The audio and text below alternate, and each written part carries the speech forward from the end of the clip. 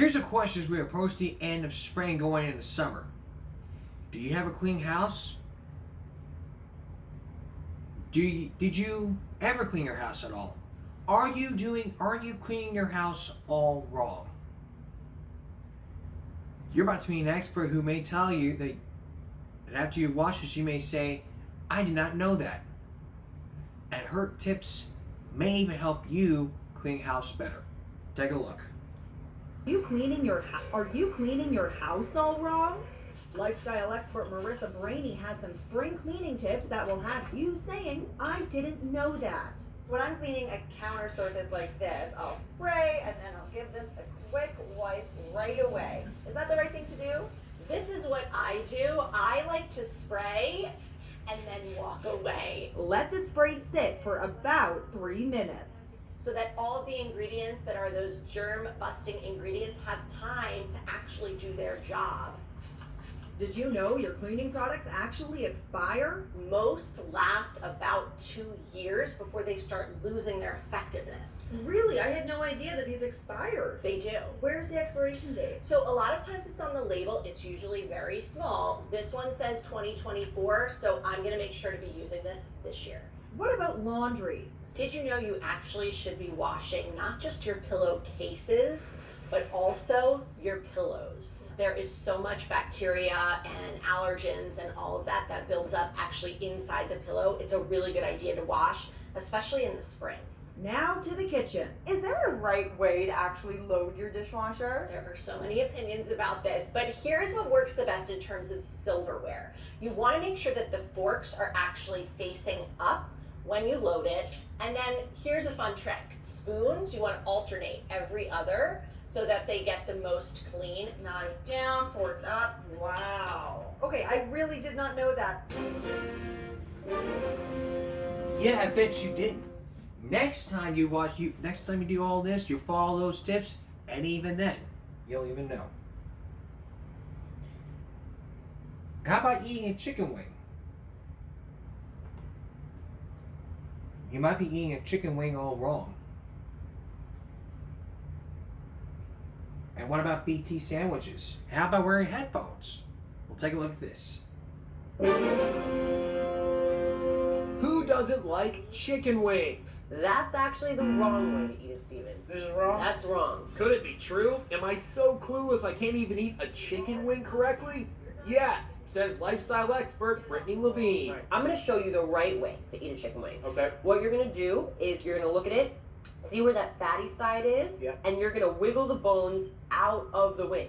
See how it just comes right out? What? Look at that. And there's no meat on that, okay? And next you have your bigger bone. You're going to slide that guy right out. Holy smokes. No that's meat totally on that clean. bone Wow. either, okay? And now I can just dip it right in and eat my chicken wing. So that's one big wing bite, no Mhm. bones. Making a BLT is easy, right? Put a couple pieces of bacon. Yeah, that's actually wrong. This is wrong? That's wrong. Oh, see, you didn't get the full perfect bite. There's not a lot of bacon in there. No. Brittany shows me how to make a BLT the right way. Just build a bacon lattice. First, cut the bacon in half, then weave the pieces together. Over, under, over, and then you're just gonna slide it into the oven. Pop that Thank thing you. in. There we go. 10 minutes later, bacon lattice. Let's finish this thing off. And now, The big kahuna, yes, the bacon lattice. the bacon lattice. That looks good. Bacon in every bite. What could be simpler than reheating food? Do you just pile up the food and shove the dish into the microwave? Well, that's all wrong. We're gonna show you how to heat this the right way. You're gonna make a circle in the middle, and this way, with this circle, it's gonna heat all of our pasta evenly. Pop it in the microwave. And it's done. All right, let's try this one out now. Ooh, Ooh, that definitely. looks nice. Now I want to try one here on the edge, maybe. That's hot. That's hot. One over here. That's hot too. Right? Is this how you clean your blender? Well, that's just wrong. Instead of sticking your hand in there, which is very dangerous, you could get your hands all cut up, you're gonna take a little bit of the dish soap, Right? put it in there, yep, that's good. A little bit of water, Okay. great. fill that up, and then you're gonna actually blend the dish soap and water together to clean the blender completely. All you gotta do to clean your blender is blend. Now that I feel like a klutz in the kitchen, let's try something else, like putting keys on a key ring. Why is this such a struggle? Because you're doing it all wrong. The trick, grab a staple remover. All you do is just put it in here at the end, slice it right through, open it up, and then you can just slide your key on. You're good to go. And can you believe you're not even wearing earbuds the right way? You're supposed to wrap them around your ears and then put them into your ear. Exactly. So they will not fall out. They're not going to be weighted down. Look at this. Tug on them, They'll fall out. they're not coming out. Even those in-ear monitors. Take a key tip from those artists that wear in-ear monitors, and even they will be wearing your headphones even the right way. That's how you know you're doing it all wrong. A bit later on, we're going to show you tips you never thought you needed for eating pizza. Also a bit later on, Harry Potter linked to Satanism. Coming up, all about truancy, and 2 weeks ago we watched the story of a suicide that even led to people violating a 2023 law. What's that law? And why has it been reported 5 days after, when it was just 2 weeks? Stay with us. Remember the dreaded COVID-19 pandemic back in 2020, 4 years ago? During that pandemic, a lot of people went to online learning. And at that time, truancy was on the rise. Truancy courts are now hearing all these excuses from technical difficulties on the computer. But since the pandemic, truancy has been on the rise. And now some school districts are cracking down on students and parents as absenteeism surges. And as the school year comes to an end, what else can be done to make sure the kids are staying in school? And how can we make school more fun? Take a look. Almost 15 million students chronically absent or missing at least 18 days of school. That's the challenge the country faces. 4 in 10 DC students are missing too much of school. Truancy and absenteeism are at record highs. And it got worse during the pandemic. 80% worse in the 2021-2022 school year versus the year before. So how are states trying to solve the truancy problem? Some parents are being prosecuted and locked up. I don't want to miss out on high school. Texas sophomore Diego Ruiz says he's a diligent student, excited about the high school experience. It's really important years of your life. But he and his mom, Felicia Perez, were tied up in court, both charged with violating the state's mandatory school attendance laws after Diego was absent 21 days from Woodville High last spring in pain with a stomach ulcer. I thought that this was just ridiculous because of the accusations. In addition to a $200 fine against her, Perez's son was ordered to do 16 hours of community service, and she could face jail time. What would happen to your family if the police were to arrest you for these truancy charges? That would be very counterproductive to what it is that they were trying to do, which was get them to school. Their story, an example of some of the more draconian truancy penalties across the country. No one is prosecuting people like me. Missouri attorney Ellen Flotman worked on appealing the sentence of a single mother who served 15 days in jail for her son's 14-day absence. They're prosecuting indigent, poor single mothers like my 2 clients. Some districts are paying attention, partnering with outside agencies to combat the problem without quickly moving to prosecution. We'll do in-home family assessments, or they'll do family assessments at the school. Mobile, Alabama District Attorney Keith Blackwood says early intervention is having a tremendous impact in his district. As of December, we had 10 petitions filed. That is still far less than the hundreds of petitions that were filed over the last 4 or 5 years. Almost 61,000 cases were petitioned to juvenile courts in 2018, according to a national report from the Council of State Governments Justice Center. Their research shows that an arrest, court involvement, or suspension decreases the chance of kids attending classes and completing high school. In Texas, truancy laws require intervention before the courts get involved.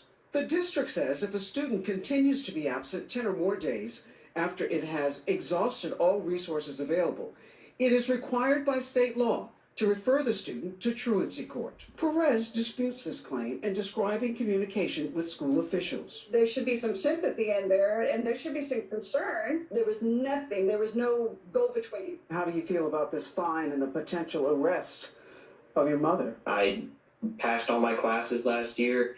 I got masters on all the tests, but despite all of that, it's still an issue. It shouldn't be. It shouldn't have been in the first place. Rahema Ellis, NBC News. Thanks for watching. Stay updated about breaking news and top stories on the NBC News app. Like we talked about, Texas is the only state to decriminalize truancy, and jail time does not come until after you tell the judge, I'm not going to do anything I'm being told to do. That, of course, is really up to the student.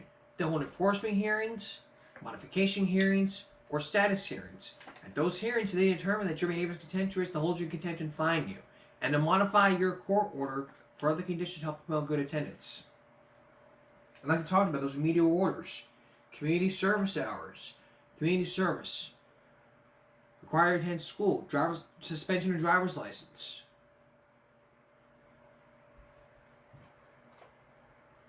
Drug treatment, inpatient, outpatient drug treatment, counseling. Those things have not changed since 2015. We're not going back to 2003. Other states need this. I mean, Missouri could just be all like, well, we were to copy off Texas, we had to just get the other states involved.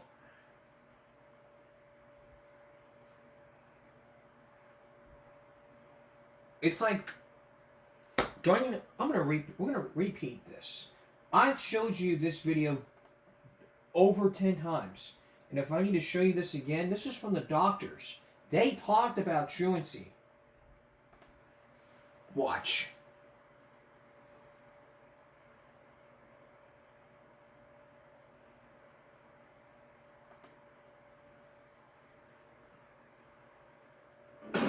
Kids ditching school, it's nothing new, but now parents are being called out and getting locked up.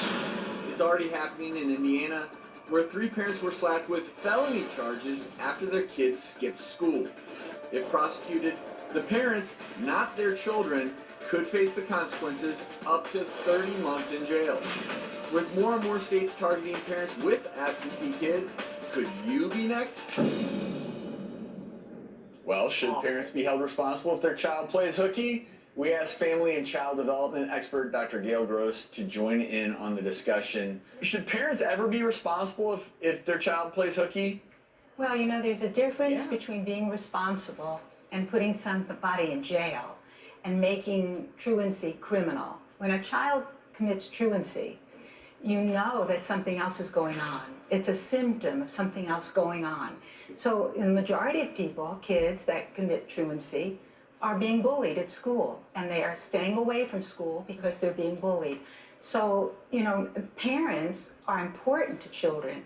If we make your mother a jailbird, what is that saying to the child? So a lot of potential problems with this, clearly. Tremendous. Now, and also there's the other angle, which is a dysfunctional family, and all of a sudden the child's, ooh, I can skip school and get mom and dad in jail. You know, there's just a lot of potential issues here. Good point. Think about that. You know, and there would be situations where that would occur. I'm probably going to get in trouble for this, but I just got an email from my son's school.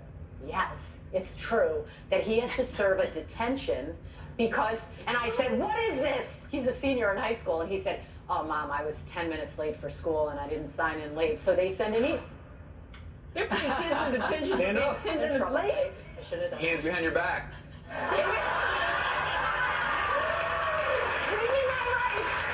We're taking it off. We'll see how a month in jail. Right, for being late. It's just one more example of the system hindering people more than helping. Yes.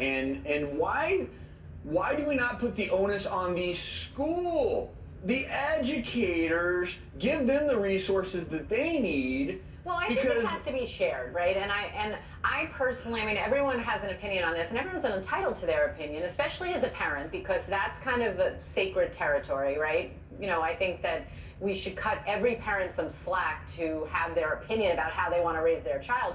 But I really believe that time is basically shared 50-50. 50% of the child or teenager's daytime hours are spent in school, 50% are spent under the family auspices. And so I yield to the educators as experts to do their part, and then I don't want them stepping into my lane to tell me how to do my part. So I think it's really a two-way. But you're also in a situation where, admittedly, your kids go to school, you've instilled that in them. I'm thinking more of, you know, when kids are truant when they skip class for 5, 6, 7 times a year, they're often coming from families where the parents are struggling. They don't maybe even have the tools and resources they need to properly parent, meaning they're not sure how to deal with it. So throwing them in jail, that's not helping. There's no way that's going to solve the problem. If you break up families, all you're doing is complicating the problem. It's a system gone amok.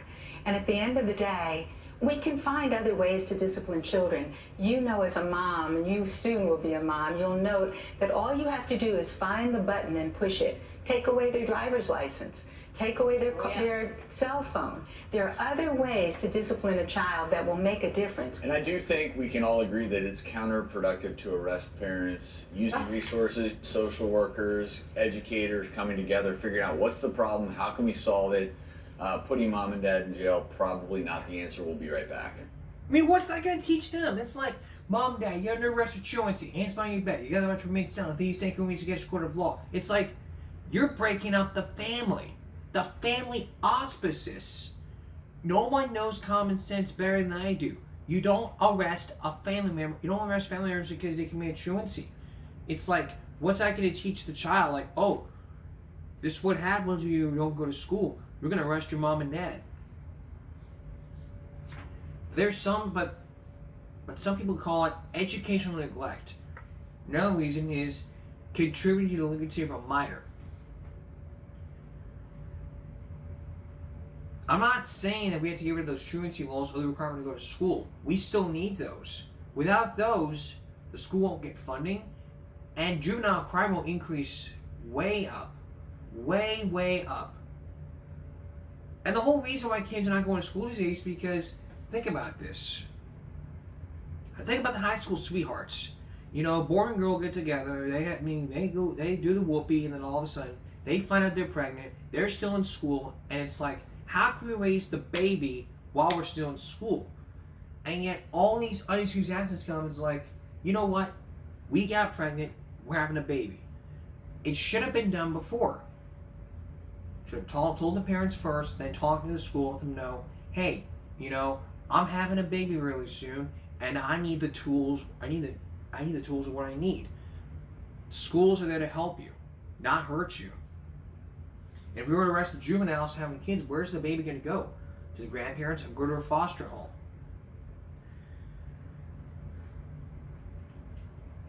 And it's like, you want to drop out of school because you got a child pregnant? I mean,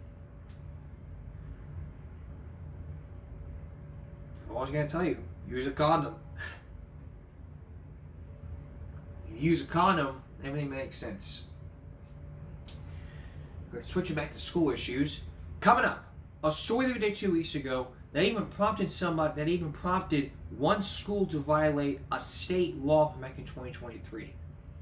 What then wasn't done after just 2 weeks of this? Stay with us.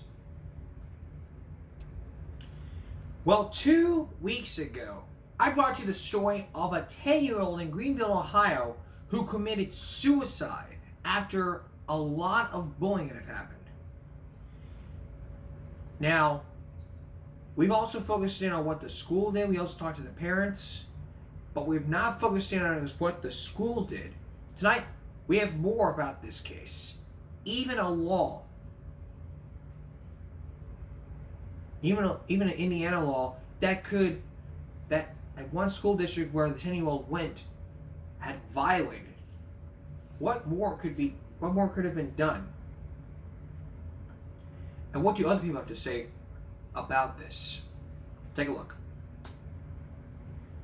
It's a problem we've seen in schools for decades, but local attorney Catherine Michaels says it's gotten worse recently. It's going beyond someone simply calling another child a name to pushing them, hitting them, breaking their glasses, throwing books at them. According to the Indiana Department of Education, the number of bullying incidents climbed by nearly 7% during the 2 most recent school years on record. And one of the big problems we're having are school staff truly cracking down on bullying and making sure it stops. This week, a 10-year-old from Greenfield committed suicide. His father, Sam Toish, told us he was bullied at school. No more of these.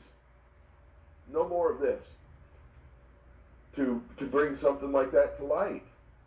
No person on this earth wants this to end up with our children. State lawmakers passed an anti-bullying law in 2023. It requires school administrators to notify parents within 5 days when their kid is being bullied and parents of the alleged bully. The 10-year-old's parents say they were not always notified. We asked the Greenfield Central School District if bullying reports were submitted and reviewed by staff in this case, but due to privacy laws, they wouldn't give us a full answer, saying it's under investigation. We asked the author of the bill if enough is being done. He said in part, quote, "Our schools must be held accountable to ensure tragedies like this never happen again. Failing to follow procedure puts children's very lives at risk." He said in this case, the appropriate steps were not made. The Toish family is asking for more to be done. And they have to report this. And I know that Holcomb signed something in that said, reporting is law. They have to report when things like this are done. And many other Hoosiers are advocating for additional discipline measures within schools. I think this case is a wake-up call, and that means disciplining students who are engaged in bullying. That means taking steps of separating students, expelling students who are bullies, providing counseling, therapy services, psychology services. Reporting in Greenfield, I'm Hannah Fulman. Next Saturday, there will be an anti-bullying protest walk starting at Greenfield Central High School at 11 o'clock. But every time we do bullying stories, the spotlight always goes back on the victims. That's in these cases. These bullying cases, the victims get the spotlight. The victims report the bullying. The bully says, no, I didn't. And that spotlight goes right back to the victims. A lot of people, there are 700 comments. And these are all saying, hold the bullies' parents responsible. Period. This is not an Indiana problem. This is a nationwide problem. Fix it. Agree with the idea of expelling bullies? Well, yes. But then they'll go to another school. I mean, it's just a nationwide problem. It's not just that this law needs to be... this law that this person created, it doesn't just need to be in Indiana. It needs to be in every state. Hell, it needs to be a federal law. Federal law requiring every single school district here in this country to report the bullying. Failure to do so the school will not be able to get funding.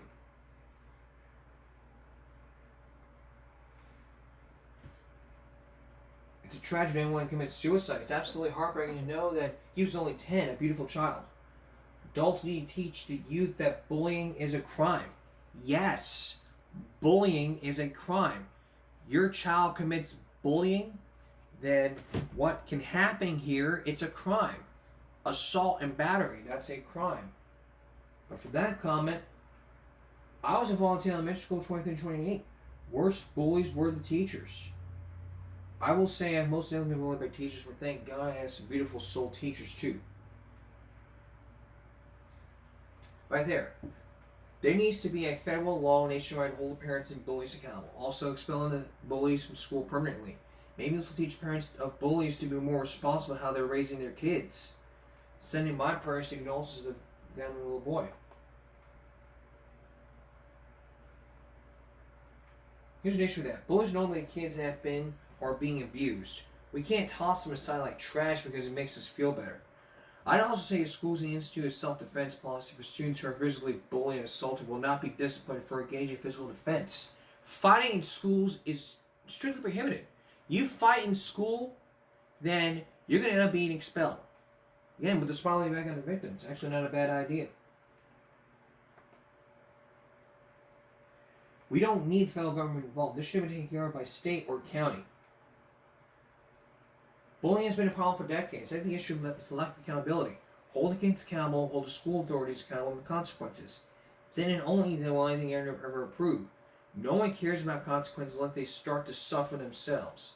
Name the kids. This show cannot be the only kid being tortured, because that is what this is at a level.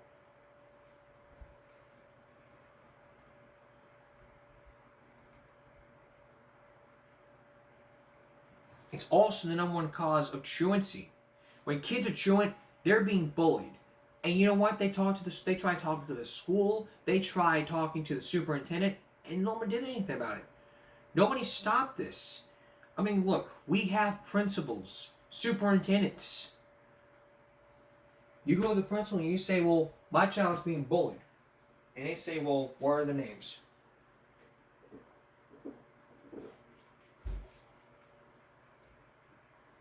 We're not going back to the dark days of public education. I mean, these are not the dark days of public education. This is here. This is today.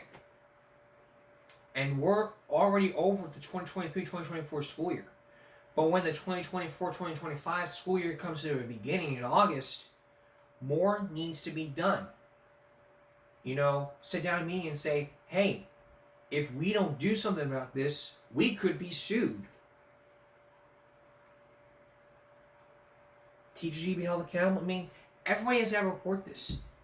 Everyone has to report this. The teacher has to have the authority to stop it. I mean, I was being picked on, and my old friend think that it was a joke. This wasn't a joke. If you think suicide's a joke, suicide is not a joke. You want to laugh at suicide? Well, laugh at the parents' children that have committed suicide. And you'll feel grief about laughing. That's just very hurtful. You laugh at suicide, you're laughing at the parents' child that committed suicide. It ain't funny.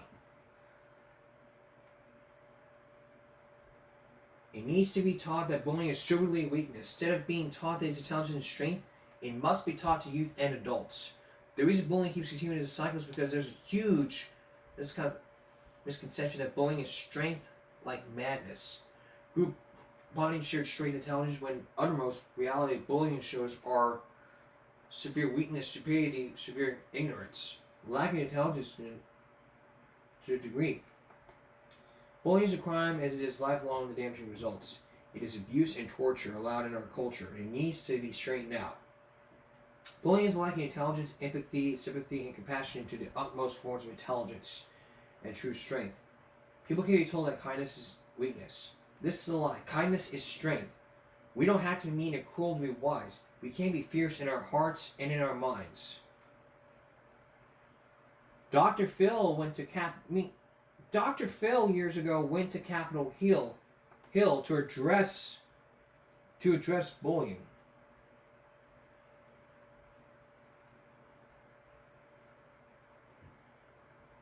Because the Elementary Secondary Education Act.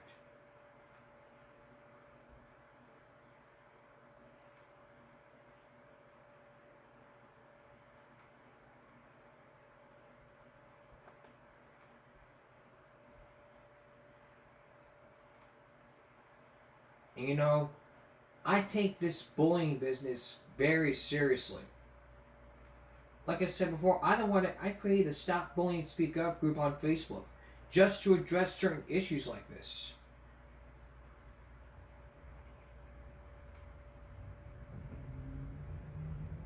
And you better believe me, when your child commits, if you're dealing with bullies, here's some advice from him.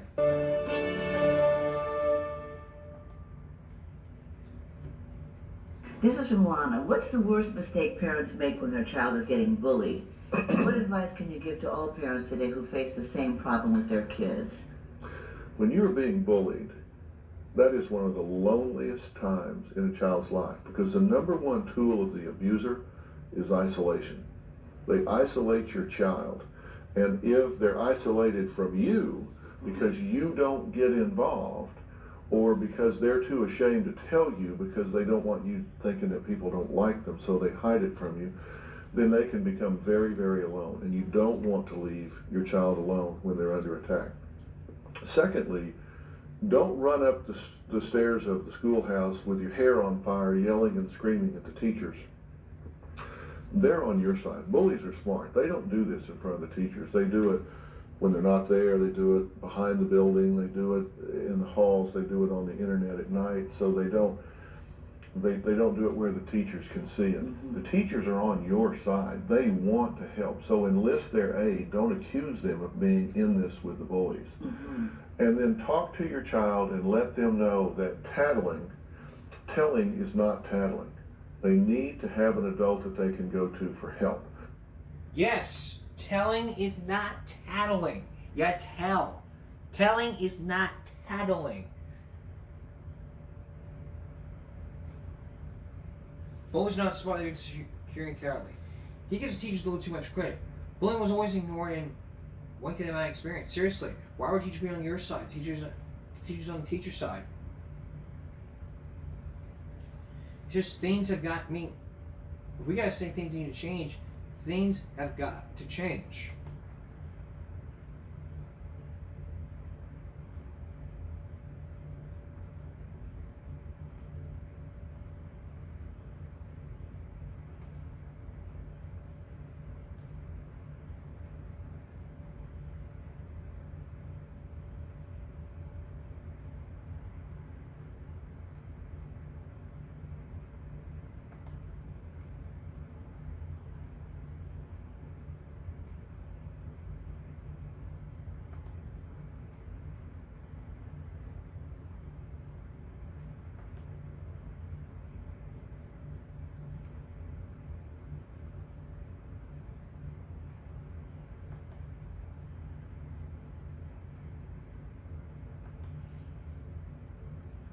Even then, I mean, like I said before, cyberbullying needs to be taken seriously.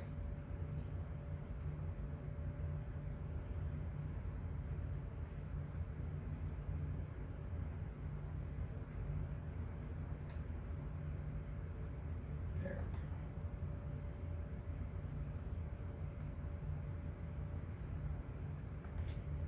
Let me play you a clip. When I grew up as a boy, all of our fantasies were about the wild, wild west. Now we're dealing with the wild, wild web. And the gunslingers are keyboard bullies. With Facebook, email, chat rooms, there are so many of these things with so much power that they constitute weapons of mass destruction when it comes to communication. And the problem is the bullies are anonymous now. Children that have been impacted by cyberbullying are 1.9 times more likely to attempt suicide than the general population. I get tens of thousands of letters at the Dr. Phil show of kids asking for help about this. It is a serious crisis. 42% of kids say they've been bullied on the internet. This is an epidemic. We have to give educators, teachers, the tools that they need to prevent this, to intervene once it happens, to break the pattern, and both the bullies and the targets need counseling. You think I agree with him? I really agree. I don't really agree, but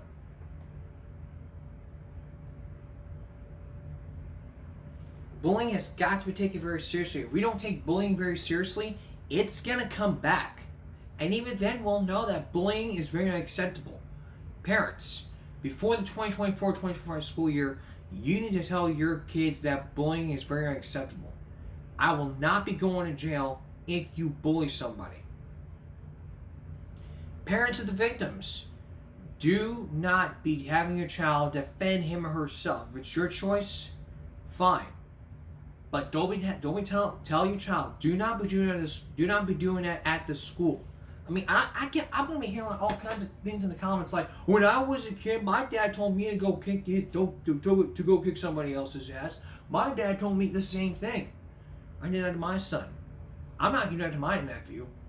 I'm not gonna have my brother do that to his son, my nephew. Because when my nephew goes to school and he's being bullied, I'm gonna tell him, hey, talk to the teacher. Telling is not tattling.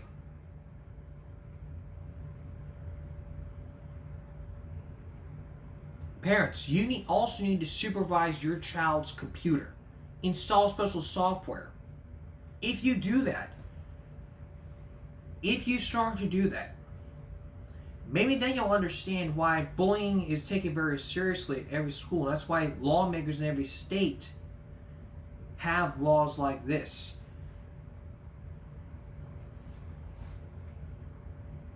If you're going on chat rooms and telling you to go kill yourself, unplug. That's a virtual world.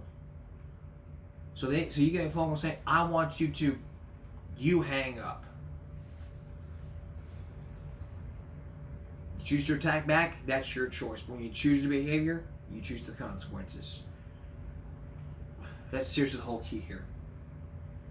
Up next, could Harry Potter be linked to Satanism? It's Harry Potter. It's Harry Potter. We're crying out loud. Harry Potter. Stay with us. It's Harry Potter. It's Harry Potter. Could Harry Potter be linked to Satanism? The books are out. The movies are out. The games are out. And now parents and members of the community are saying Harry Potter is linked to Satanism. Why are schools banning Harry Potter? Why in the hell are schools banning Harry Potter? Come on, it's Harry Potter, a boy with a scar. Avada Kedavra. It's magic. It's Harry Potter. He's a fictional character. We're talking Harry Potter. Schools have banned it, and now parents are saying it's linked to Satanism. What could be wrong about The Boy Who Lived? And what does J.K. Rowling have to say? Here's John Stossel.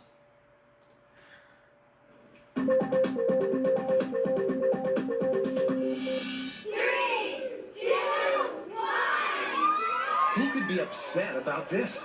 Kids so eager to read that when the next book hits the stores, a mob of them waits to get it. Yeah, Harry Potter rules! This was the scene when the fourth book came out. Millions of children were eager to devour 734 pages. I keep them under my pillow at night, or even a little flashlight. And most parents are thrilled about it. I'm excited about anything that will tear our son away from the Nintendo games. So who could object to kids reading Harry Potter? Well, some people do. The Potter books have now been banned at several schools. Others have forbidden teachers to hold classroom readings. Why? Well, watch this video from Jeremiah Films titled Harry Potter Making Evil Look Innocent. It's part of a crusade to warn parents about the dangers of Harry Potter, like the broomsticks the kids ride. It's a phallic symbol. They're also upset about that lightning bolt on Harry's forehead. This lightning bolt was considered so important in occult mythology that Hitler used it on his uniforms, and it is half of the swastika. One of the signs of the Antichrist will be a mark on the forehead. Reverend Joseph Chambers of Paw Creek Ministries, North Carolina, agreed to talk to us about this after the producers of that video refused. Chambers himself has published similar complaints about the books. The Harry Potter series is a creation of hell. It's a how-to course in witchcraft and Satanism. They're actually being taught how to be wizards and witches. Well, yes. The stories are filled with witches and wizards. You're a wizard, Harry. I'm a what? There are plenty of mystical characters in the Harry Potter series. But so what? It's fantasy, right? Should kids not read Mary Poppins? She's flying around with an umbrella. And Tom Sawyer, Huck Finn, they tried to get rid of warts by swinging a dead cat over their heads. There's not the heavy dose of witchcraft in those books as it is in the Harry Potter books. I don't want my son casting spells. I don't want my son trying to take revenge by brewing up a witch's brew. Are children of America brewing up witch's brew? Absolutely. At least Reverend Chambers wants to persuade us not to read Harry Potter rather than ban the books. But others want bans. In Butler, Pennsylvania, they held this book burning Harry Potter books as well as other children's books and videos. Kids we talked to said, don't these adults get it? The kids know that it's only a story. I think we should celebrate Harry Potter for pulling kids away from cartoons and out of video arcades, teaching them not just the joy of reading, but about friendship and courage and making moral choices. Understand this, Harry, because it's very important. Not all wizards are good. I think people who want to ban these stories are, well, maybe this girl says it best. I think the people who want to ban the Harry Potter books are really cuckoo. Right. Give me a break. Now, some people would look at that and say, maybe these people take themselves too seriously. What did you think of the Reverend when you spoke to him? The more I talked to him, the more I could understand his point. He can't get the Bible taught in school, but as he sees it, witchcraft is a religion, and that's being taught. But the Bible not in school, that's a separation of church and state. And that's the dominant religion that people were afraid would be forced on people. Witchcraft is never going to be the dominant religion. You wonder who speaks for the devil. You would have never thought it would have been Harry Potter. If you'd like to jump in on this discussion, on or off your broomstick, you can do that on Sean's webpage at abcnews.com. We will be right back. And if you want to join the discussion for Give Me Break feedback, feel free to leave this question. Should schools unban Harry Potter? Should the church stay out? Feel free to leave your comments to this question on the community page of the channel. Question 1. Should schools unban Harry Potter? That's the first question. And the second question is, should churches stay out of Harry Potter? And number 3, do we have the right to read whatever we want? I want you to leave your suggestions in the comments below or on the community page. I'm posting the question, posting the poll right after this episode. And we're going to have your results soon on our next broadcast. But seriously, going to the... We've gone cuckoo. Common sense.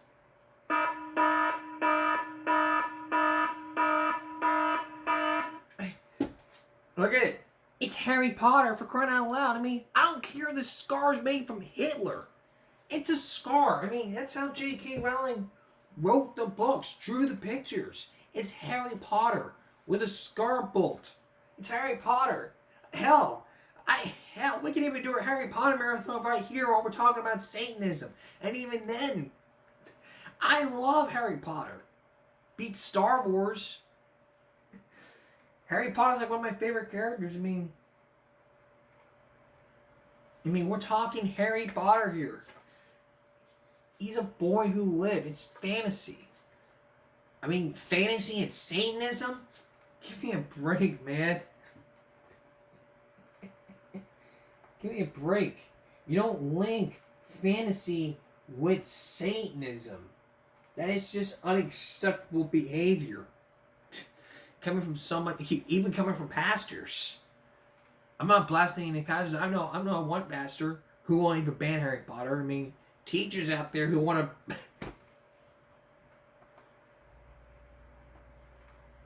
teachers out there...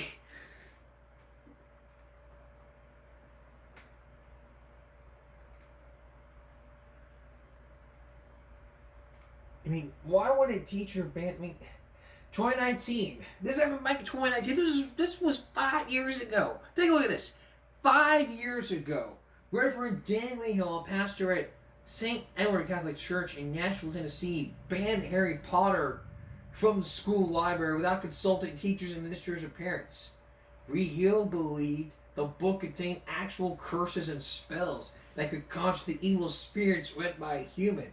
He also said that the books portrayed magic as both good and evil, which he considered untrue, and as the main characters used questionable tactics to achieve their goals, after consulting with exorcists in the U.S. and Rome, Hill recommended that the school remove books.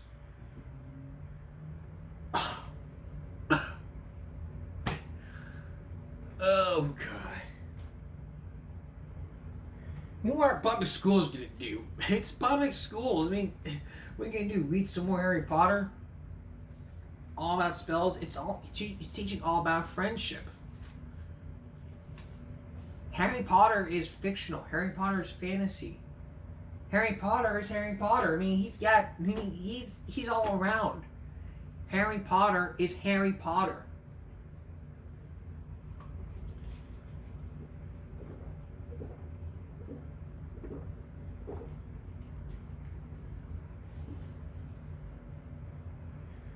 I mean, Harry Potter's banned in Texas.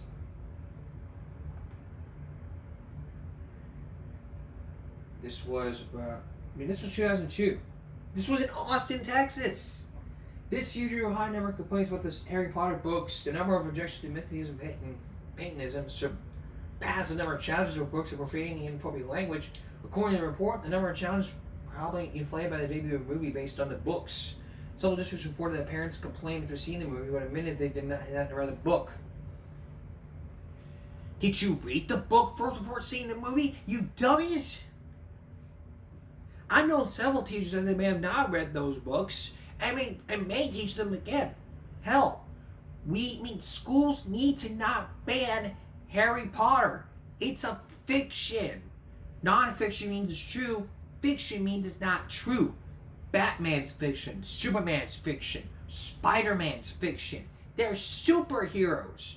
Superheroes are fiction, meaning not true. Non-fiction is all about the Lord of the Rings, Star Wars. They're all fiction. Fiction. I mean, look at this. Look at the word fiction.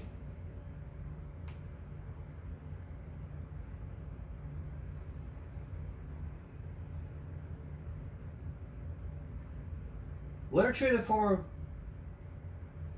fiction is any creative work, cheat feat, any narrative work portraying individuals, events, or places that are imaginary in ways that are imaginary.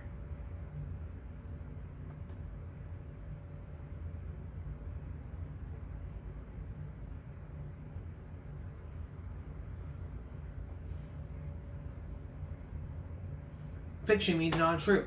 Non-fiction means it's a true story. Everybody's got to understand where everyone's coming from here. Bottom line here is this. You want a child to be Harry Potter? As a parent, do so. Churches out there, you're full of crap for banning Harry Potter. It's a book. It's a fiction. It's a fantasy. Everyone should have the right to read it. And even then you'll learn all about magic.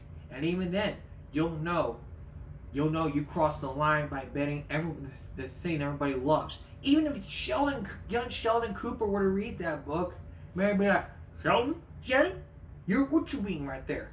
Harry Potter? Let me see that. Oh my Lord. Give me that. And you give me this. I'm betting this house is banned from Harry Potter. You pretty little Mary, where's Harry Potter? I want my Harry Potter back or I'm getting a divorce. He's some drunk husband be like, where the hell's my Harry Potter? Mary, I want my Harry Potter back. I'm not gonna tell you where it is. Mary, don't make me say it again. Your daughter lost her mind. I want to watch Harry Potter. Because your husband's addicted to Harry Potter, you're taking him to church to break the addiction. It's Harry Potter. The bottom line here is this. Harry Potter is fiction. Harry Potter is fantasy. Harry Potter should not be banned in schools or in churches. Everybody should have the right to read Harry Potter. Even J.K. Rowling would have a reaction like this, being like, oh my Lord. Alright, when we come back, a story all about religion and after-school care. Actually, basically, it's all about after-school programs leading to Christianity. From two people in 5 left. Tell me how Mary has a story. Stay with us. Welcome back. Kingdom Gen. Could that be from the Bible, from Matthew 19:14? Well, if you live here in 5 Bluff and drove by it, you might have realized that coming up, there's going to be a new after-school program all about a Christian base. It's the Kingdom Gen Faith Through Fine Arts Christian based after school program. There's nothing bad to say about that. I mean, I watched this report, and let me tell you, it may be one of the best after school programs ever. But I got no problems with it. I mean, I wouldn't mind checking it out on my day off. But the question is, but I don't know how to ask the question, but the question on everyone's minds is, will the Bible be there? As a little joke. Here's Tony Halamir. Y'all, it's Devontae Ball and Brittany Ball here, and we are the owners of Kingdom Gen, the Christian-based after-school program, and we're going to show y'all around a little bit. On our tour, Devontae and Brittany Ball explained how the after-school program will teach theater, art, and dance for grades 1st through 6th. All of the classes, they're going to revolve around, biblical foundation, biblical concepts. So the art is going to have something to do with the kingdom of God. The dance class is going to be worship music, anything to, really help these children cultivate a relationship with the Lord. Traditionally, after-school programs aren't focused on fine arts. We asked Kingdom Gen why they chose to focus on that subject. What better way to engage the children in biblical truth and scripture than with things that they already like and are interested in? So yeah, I would say, the Lord definitely gave us our creative minds, our imaginations, and our imaginations run wild when we're young. So what better way? And Kingdom Gen says there's a qualification for teachers. At least a 1-year background in whatever art that they will be applying for. And they need to have experience with elementary school children. The Balls are open about their Christian faith, but they invite anyone, even if they are of another faith. If that child is coming and they're coming home to those parents and just saying, this is what I learned about, love and how God loves us. This is what I learned about peace. This is what I learned about, compassion and forgiveness. I mean, doesn't the world need more of that? The owners, Brittany and Devontae Ball, tell me Kingdom Gen will be open for this year's fall semester. Reporting from Flower Bluff, I'm your neighborhood news reporter, Tony Hadamil, Chris 6 News. They don't do. Sorry. I think there's no need to raise common sense. I believe that this is an excellent idea. A really excellent idea for those who want to learn all about the theater arts. There's no need to say this, but I'm actually agreeing with the owners. So you parents out there, Fob Luck, if you want to take your child over to you want to check this out, I recommend you go check it out. I'm going to check it out as well. I might even beat the owners. Hell, hell,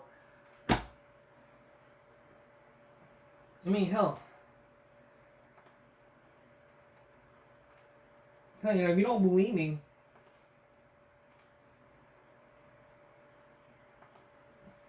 would this be familiar to you? No. If you don't believe me, would this face be familiar to you? That face is me. That's mine. Would this fool you? I mean, that's me at the intersection. Walton SPID. Just imagine going to my full costume, going to check it out. I'm walking down the street doing my thing, blah, blah, blah, blah. And all of a sudden I go check it out and be like, huh, neat. Walk away and be like,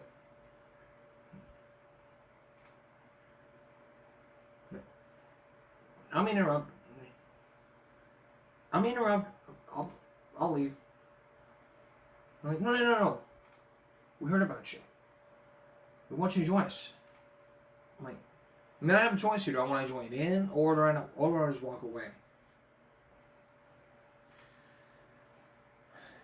But this face, what this face ever say now? This face is all about music. Which is why I love to wear the red and the blue.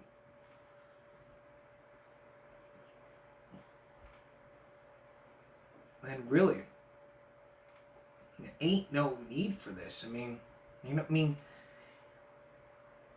It would be my very first time before when you had an after-school program. Hell, I thought about changing my channel name from The American Player to the Hornet Troubadour. Everyone's always calling me the Hornet Troubadour. I'm making a good costume out of it, like little H, little maroon, you know, little this design here with a maroon H with white polka dots, and on the back I would have the T for the Troubadour, a little blue, a little red on there, the yellow for Troubadour, just like the back of Superman's cape. Well, you know, we are getting off topic here, but to the owners out there, I would say y'all did an excellent job at choosing this. I think it's going to be a great after-school program for everyone who wants to believe in God. I mean, Sheldon doesn't believe in God, but he believes in his mother. That's something to really think about. All right, we'll be right back. Alright kids, it's time for bed, but before we do, we got some stories to tell you. We got 4 stories tonight.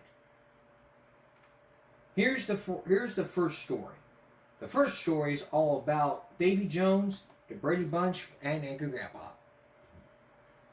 Take a look.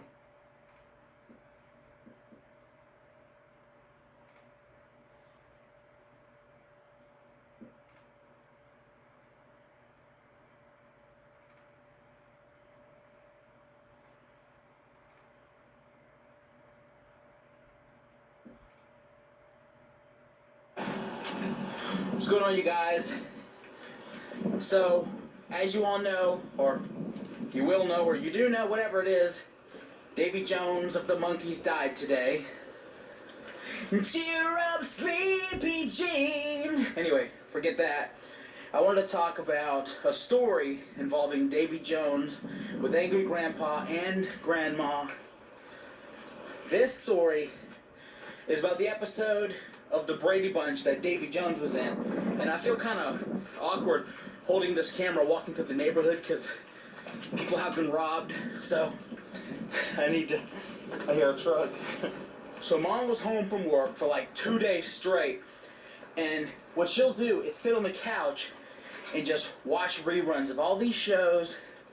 She can't stop watching them. She'll watch Good Times, and she'll watch the Brady Bunch and Little House on the Prairie over and over and over and over. The same episode, she's done seen it 100 times. So on comes the episode of the Brady Bunch where Marsha promised everybody at her school that she could get Davy Jones to sing at her prom, or whatever the hell it was, the school dance, whatever. That's what I'm talking about. Whatever that is, man. Pretty sure we're gonna get it, Bridget.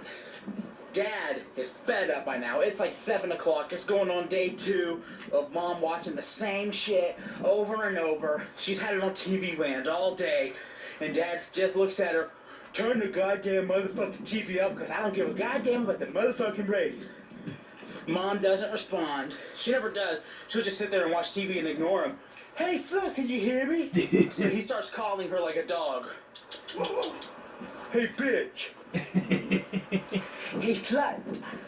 You gonna turn that goddamn TV or I gotta turn it off? This goes on for about 5 minutes. Now Mom's missing the episode. I'm sure by now Davy Jones is already at the Brady household and everybody's drooling over him and shit. So Dad decides to grab the remote, change the channel while Mom's watching it. This doesn't sit well with her. She grabs this glass of tea and pours it into the back of the TV set. And all we hear is sparks, and Dad goes, ah, you goddamn fucking bitch! Dad unplugs the TV, you goddamn stupid bitch! And she goes, well, don't fuck with me when I'm watching TV. So that day we go out, we buy a new television set that Mom utilizes to watch more episodes of the Brady Bunch.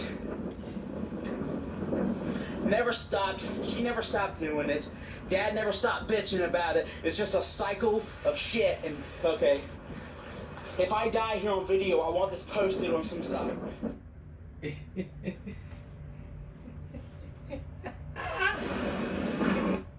This is funny to begin with. Alright, our next story. What's going on? Here's our next story. Our next story is all about Marilyn Manson. Our angry grandpa hates Marilyn Manson.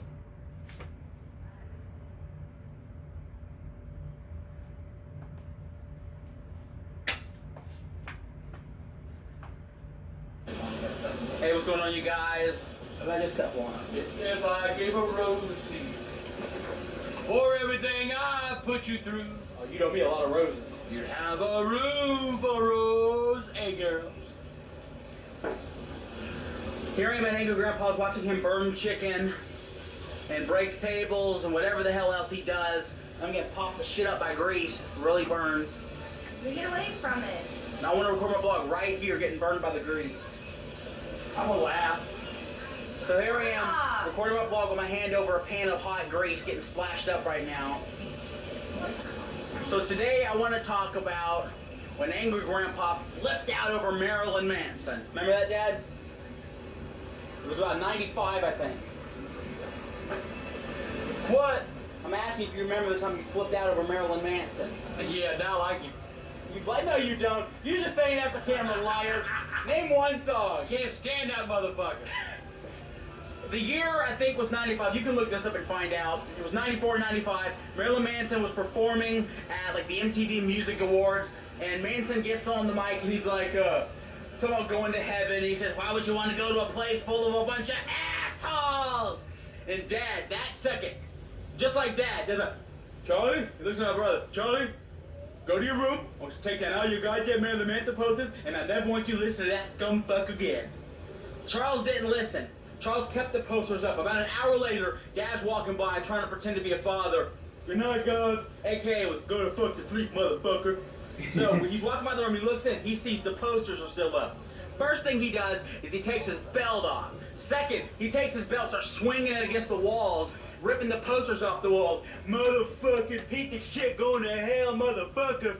He's ripping the posters off the wall. Then Charles stands up, and I guess at the time Charles slept naked because Charles. That's the day found. So Charles stands up, and he's naked in his bed, and Dad flips out again. Oh, you're sleeping naked, huh? Starts beating the shit out of him with the belt over and over because he's sleeping naked. Charles is dancing in the corner, his balls and shit bouncing around. Dad's getting him with the belt. So Dad's got the Marilyn Manson posters and he puts them in this ball and he just shoves them in the bag and he promises us that if we ever order another Marilyn Manson CD, if we ever have another Marilyn Manson poster or shirt, he's gonna rip it off us, off the wall, out of the CD player, and he's gonna destroy it. And he lived by that. He did.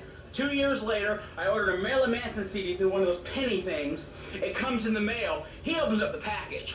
Whatever. I don't know why. He opens up the box, pulls out a Marilyn Manson CD, smashes it, and gives me the rest of the CDs. You're so addicted to things. Man, I'm busy here. Here, I'm taking the mouse again. Give my goddamn mouse. Take the charger too. I'm taking your mouse. Give my goddamn mouse. I go get the fuck up the house. Please. Alright, 2 down, 2 to go.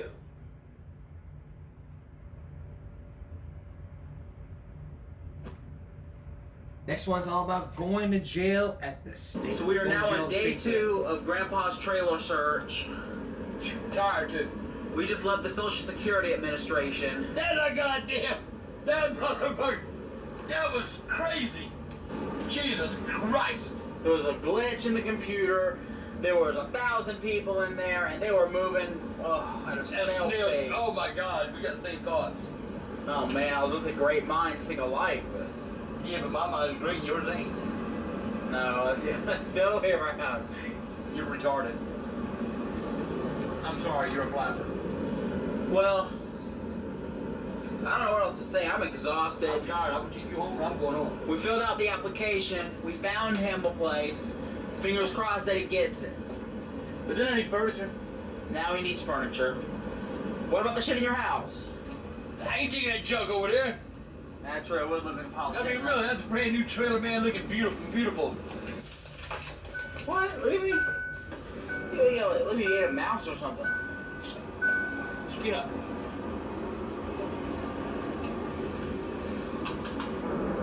So the story I'm gonna tell, that is my nephew Jacob, by the way, right there. You're lying. That's a lie? That's not Jacob? No, your story's a lie.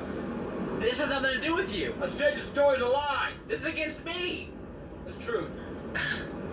It was we were at the fair one year. God. I wonder how old I was. Do you remember? About 11? 12? Yeah, when you were walking the damn thing ride. Yes. You dumbass. So, I don't know if I told the story before, but if I did, you'll hear it again. So, good? Nah. Good always be.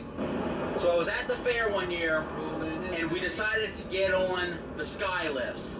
The shit that goes over the entire fair. And so I'm getting on, and I'm with one of my friends. His name is Stephen Kennerly. So look him up on Facebook and thank him for me. So me and Stephen were on the sky lifts, and we're looking at people. What's that mean? Man, my peanuts! What? They're my peanuts, you spickhead! Wash them out. Man, God. So anyway, we're spinning over the sky lifts and over the people below us. You don't need no dramatization. What do you mean? I'll do it again. I don't think it came out right. I better do it again. Oh, yeah. Okay. So there's people below us, and I see my little spit, and then I see his spit, and then we're looking, and as we're passing by, we look down, and there's a cop following us with his finger as we're going down. He's following us, and I look at Steven, and I go, Steven, nobody spit, okay? Stick with me, I'll stick with you, nobody spit. And the sky lift finally gets to the end, and we get down, and the police comes up to us, and they go, oh, was somebody in this car spitting? And the first thing that Steven says, he was. First thing I was thinking was, you gotta be kidding me. So I end up going to fair jail, where they take you and put you into this like stone room and take your picture. You're not allowed to have fun at the fair anymore this year. Steven was wearing this like police badge, and they took it off of him. You don't deserve to wear that. And so there we are. I'm waiting for Dad, and I didn't think Dad would be so pissed off. But Dad comes and gets me. Dad thought it was somebody else. He thought it was my brother in trouble. So Dad gets up, surprise to him, it's me, and he goes, "Get your goddamn ass to me!" Right in front of all the police. Hey, I don't sound like that. You do. You sounded just like that. Get your head in the goddamn truck. Turns out it was just a show for the police officers because he didn't give a shit at all. Dad goes, I'm gonna get home and I'm gonna tear that ass up. You got my word, officer. The second we walk out of there, I'm about to apologize to Dad. He goes, what your fat ass want to eat? Remember that shit? Oh shit, we're gonna die. Oh shit, we're gonna. Remember that shit? And I go, what can I have? I said, what the fuck fat ass want to eat? It was a dog and pony show for the police. Is that funny? Yeah. I said, what your fat ass want? So we're going cart to cart, and I didn't think I could have whatever I want. I think Dad must have gotten an income tax check or something, but the fair was in October, so we didn't. I don't know what you got, but you had some money. We went, as a matter of fact, I think Dad saves up every year for the fair, because we stopped by one cart, I got me a corn dog. And every time Dad was able to get something, I was getting something. So every stand Dad would stop at, give me a sausage dog with onions and fried mushrooms. And I go, give me a cheeseburger with french fries. Next one, why don't you give me a bloomin' onion? Get me a corn dog. Went to the next one. Give me a sweet tea and a slice of pizza. Give me a slice of pizza and an elephant ear. And so I went home and I fat-assed it. What's funny about that part? I don't get what's funny. An elephant ear, that's a food. Yes, it is. It's like a piece of fried dough with sugar over it. Yes, it is. So I got an elephant ear. Let me rephrase it for these kids. I got a fried donut with powdered sugar on it.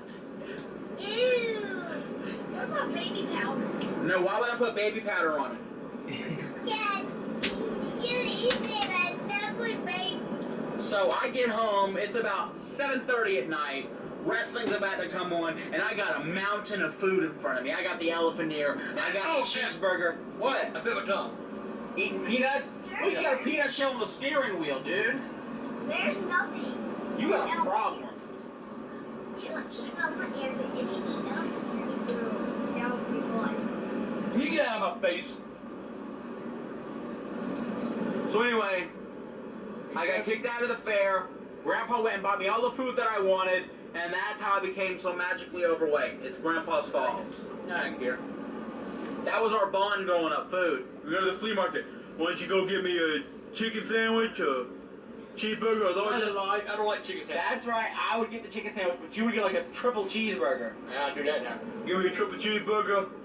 Give me an extra large fry and a large tea. Now, if I mess up any part of the order, man, I just put my hand on your spit. Oh, really? Yeah, damn, I'm gonna anyway.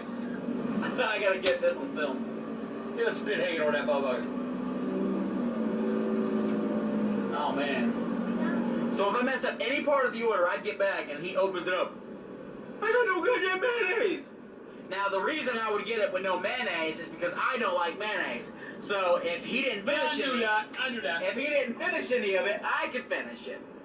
But if I messed it up, oh damn! But the best part of you ran down my leg and ended up with brown stain on the mattress. Yeah. And your brother. And your sisters. And now, I'm going to tell, this isn't for today, I'm saving this story about the many times we would go to McDonald's and if they would mess up in the order. I'm going to save that, because that was, you remember that? Yeah. Go back inside. I'm saving that story, man, I'm saving it. That's it for today. Like, subscribe. Subscribe to Angry Grandpa Show so we can dress up like Elvis. No, you do not. No, no.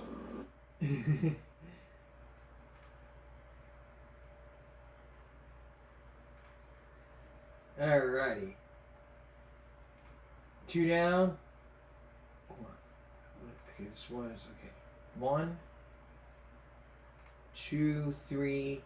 Our final story of the night. It's gonna be about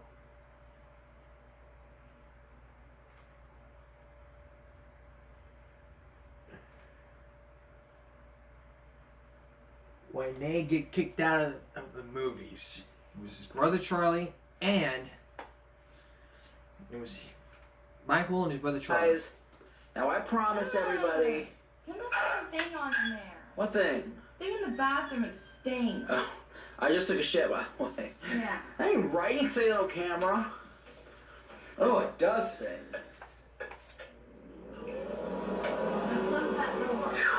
Alright, it was a wicked one. We had Chinese for dinner. We had Chinese food. Anyways. So, I promised everybody the other day, when I told the story about going to the movies, I keep forgetting to look here. I've been getting complaints. Here it is. I'm flipping the viewfinder now. Whoa. Okay. So people have been writing me, reminding me that I promised them a vlog about the time that I went to go see Pineapple Express, and Bella is jumping on me. Hey girl, does she smell the shit too? Probably. I turned the light on, by the way.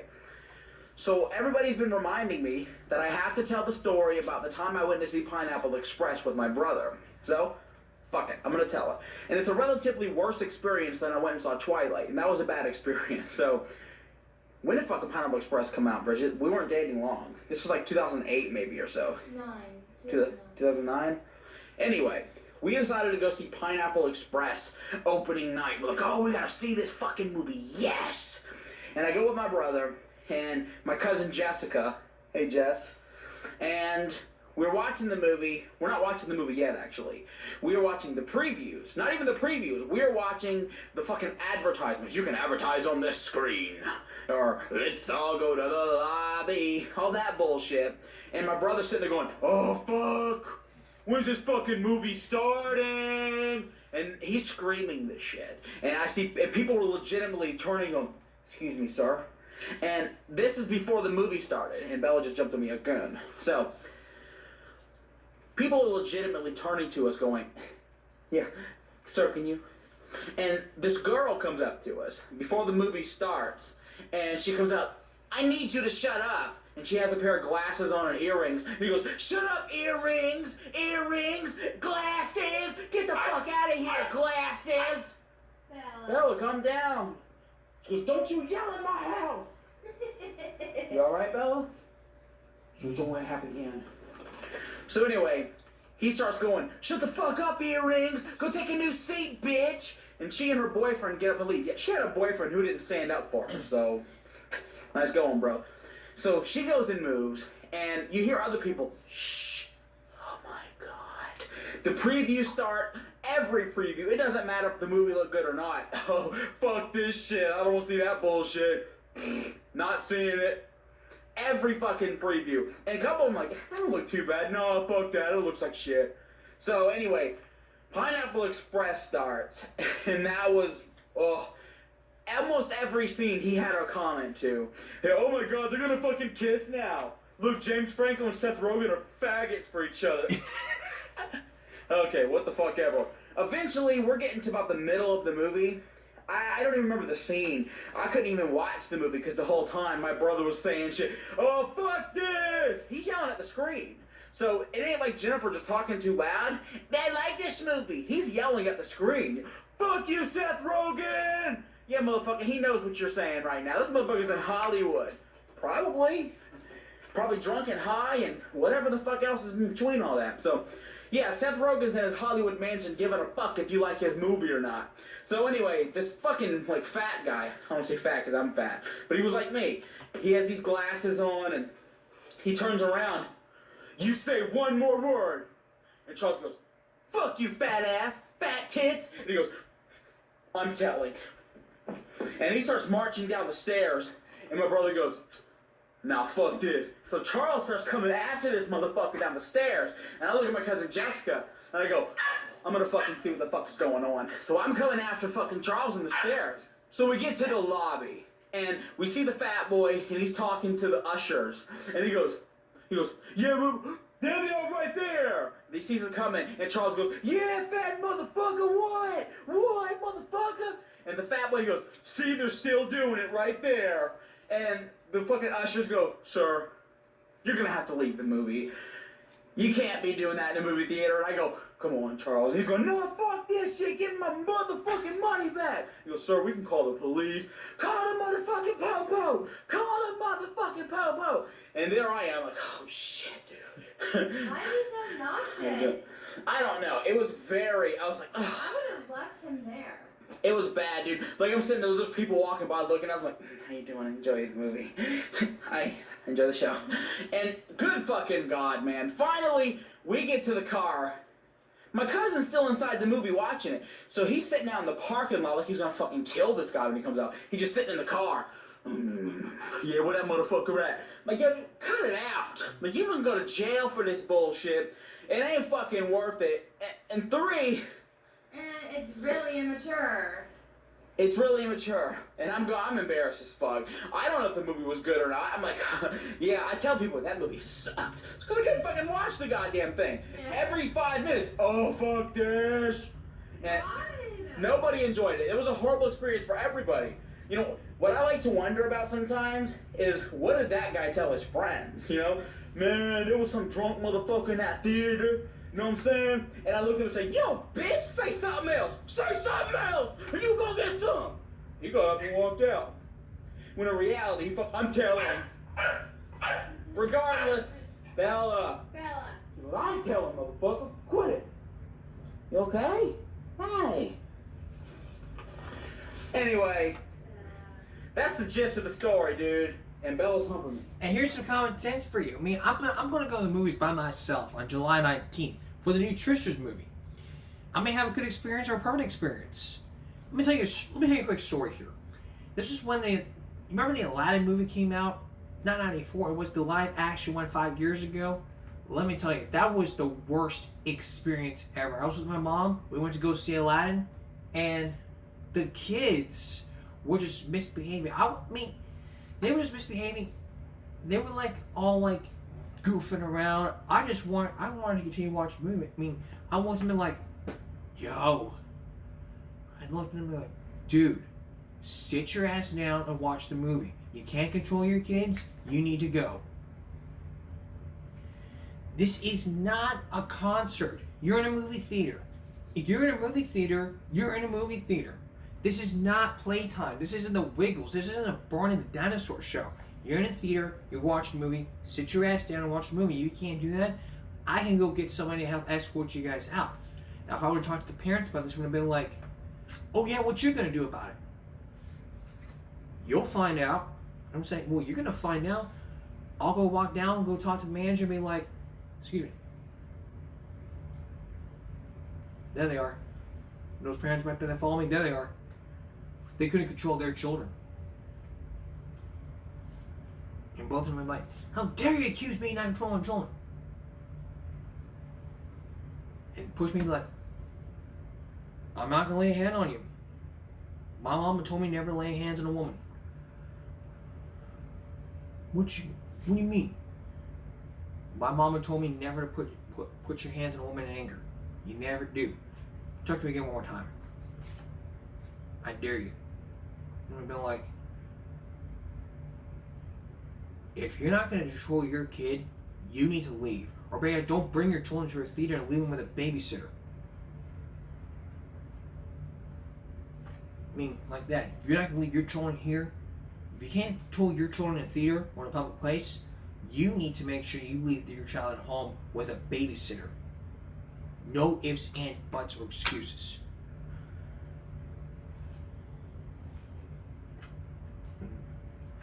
Husband would have been all like, you know what, something, you're right.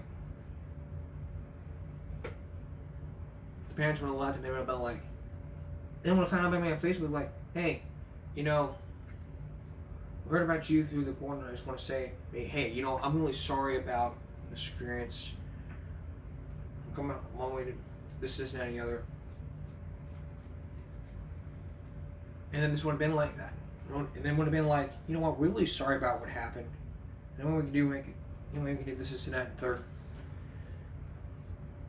And I'm like, I don't know. But bottom line says, be on your best behavior to the theater. Don't act like a freaking drunk. Alright, now here's a bonus story.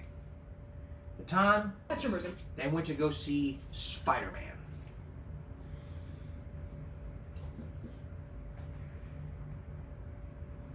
What's going on, you guys?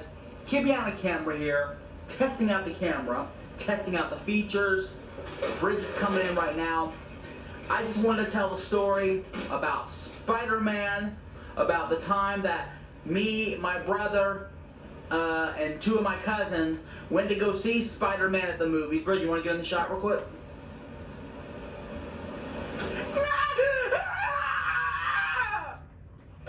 I was kidding! No, you weren't. Where are they?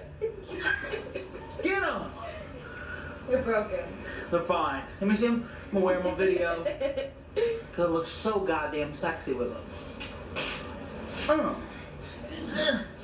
Here's Bella! What's going on, you guys? Keep me on the camera here. Stop it. Bella is licking his asshole while I'm holding it. So it was opening night. We went to go see Spider-Man. And we didn't realize how many people were going to be there. Now, first of all, my ass am I paying $6 for a fucking little thing of Starburst or whatever kind of bullshit candy they got. Our asses went to the Dollar Tree before the movie started, and my cousin Catherine has this purse. It was this big fucking purse, and we filled that fucking thing up. It was like, what are you smelling? This smells like that. Okay. This would... Oh shit! Fucking fuck. Oh fuck, I gotta show that. I pulled the fucking char. Can we fix that? No. Gotta call maintenance. Nice going, ass. Great, now the camera's not at one steady shot anymore. Meanwhile, we're just trying to fix it while I continue my story. So, my cousin Catherine has this giant purse filled with candy. It was all the way filled. Her purse looked like a bowling ball bag. It was about this big around. And so we're like, bye, Catherine. We ran to our seats and let her go through the security check by herself because we weren't going to be around her while she gets checked out for candy fraud. Would that be candy fraud? So we get to the theater. We get to our seats. We're at the top, center. We're gloving it. We got our candy, and now we start taking the candy out of the purse, and everybody's got their shit in their laps, and we're like, yeah! That's when the security people come in, and they go, attention, everybody!